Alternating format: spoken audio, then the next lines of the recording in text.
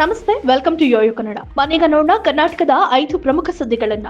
ರಾಜ್ಯಸಭೆಯಲ್ಲಿ ಕಾಂಗ್ರೆಸ್ ವಿರುದ್ಧ ವಾಗ್ದಾಳಿ ನಡೆಸಿದ ಮಾಜಿ ಪ್ರಧಾನಿ ಎಚ್.ಡಿ. ದೇವೇಗೌಡ ಅವರು ಕರ್ನಾಟಕದಲ್ಲಿ ಇರುವುದು ಅತ್ಯಂತ ಭ್ರಷ್ಟ ಸರ್ಕಾರ ಎಂದು ಆಕ್ರೋಶವನ್ನ ವ್ಯಕ್ತಪಡಿಸಿದ್ದಾರೆ. ಆ ಪಕ್ಷದ ಸರ್ಕಾರ ಯಾವ ರೀತಿಯಲ್ಲಿ ಕರ್ನಾಟಕ ರಾಜ್ಯಗಳಲ್ಲಿ ಆಡಳಿತ ನಡೆಸುತ್ತಿದೆ ಎಂಬುದು ಎಲ್ಲರಿಗೂ ಗೊತ್ತು. ಪ್ರಗತಿಶೀಲ ರಾಜ್ಯ ಕರ್ನಾಟಕವನ್ನ ಕಾಂಗ್ರೆಸ್ ಸರ್ಕಾರ ಹಾಳು ಮಾಡುತ್ತಿದೆ. ಅದು ಎಷ್ಟರ ಮಟ್ಟಿಗೆ ಭ್ರಷ್ಟಾಚಾರದಲ್ಲಿ ತೊಡಗಿದೆ ಎಂದ್ರೆ ಪರಿಶಿಷ್ಟ ಜನರ ಕಲ್ಯಾಣಕ್ಕಾಗಿ ಮೀಸಲಿಟ್ಟಿದ್ದ ಹಣವನ್ನ ಚುನಾವಣೆಗೆ ಬಳಸಿಕೊಂಡಿದೆ. ಯಾವುದೇ ಅಂಜಿಕೆ ಇಲ್ಲದೆ ಭ್ರಷ್ಟಾಚಾರದಲ್ಲಿ ತೊಡಗಿರುವ ಈ ಸರ್ಕಾರದ ಕೆಟ್ಟ ಆಡಳಿತದಿಂದ ಅನೇಕ ಅಧಿಕಾರಿಗಳು ಆತ್ಮಹತ್ಯೆ ಮಾಡಿಕೊಂಡ್ರು ಎಂದು ದೇವೇಗೌಡರು ಗುಡುಗಿದ್ದಾರೆ.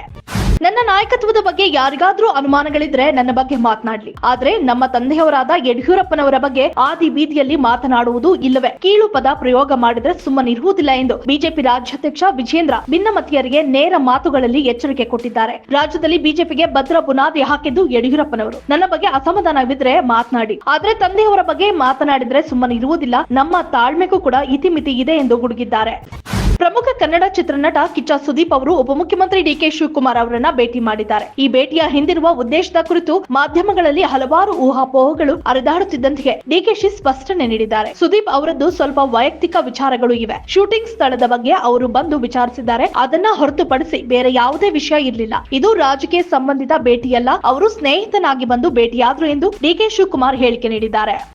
ಪೋಕ್ಸೋ ಪ್ರಕರಣದಲ್ಲಿ ಮಾಜಿ ಮುಖ್ಯಮಂತ್ರಿ ಬಿಎಸ್ ಯಡಿಯೂರಪ್ಪ ಅವರಿಗೆ ಬಿಗ್ ರಿಲೀಫ್ ಸಿಕ್ಕಿದೆ. ಮಾಜಿ ಸಿಎಂ ಬಿಎಸ್ ಯಡಿಯೂರಪ್ಪಗೆ ನಿರೀಕ್ಷಣಾ ಜಾಮೀನು ನೀಡಿ ನ್ಯಾಯಮೂರ್ತಿ ಎಂ ನಾಗಪ್ರಸನ್ನ ಅವರಿಂದ ಧಾರವಾಡ ಹೈಕೋರ್ಟ್ ಪೀಠ ಆದೇಶವನ್ನ ಹೊರಡಿಸಿದೆ. ಇದರಿಂದ ಯಡಿಯೂರಪ್ಪ ಬಂಧನದ ಭೀತಿಯಿಂದ ಪಾರಾಗಿದ್ದಾರೆ.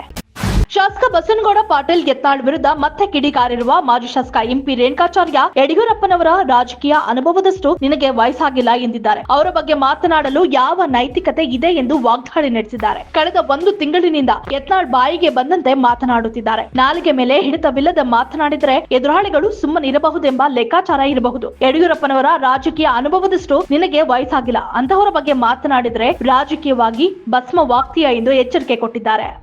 ಈ ವಿಡಿಯೋ ನಿಮಗೆ ಇಷ್ಟವಾದಲ್ಲಿ ಲೈಕ್ ಮಾಡಿ, ಶೇರ್ ಮಾಡಿ, ಸಬ್ಸ್ಕ್ರೈಬ್ ಮಾಡಿ.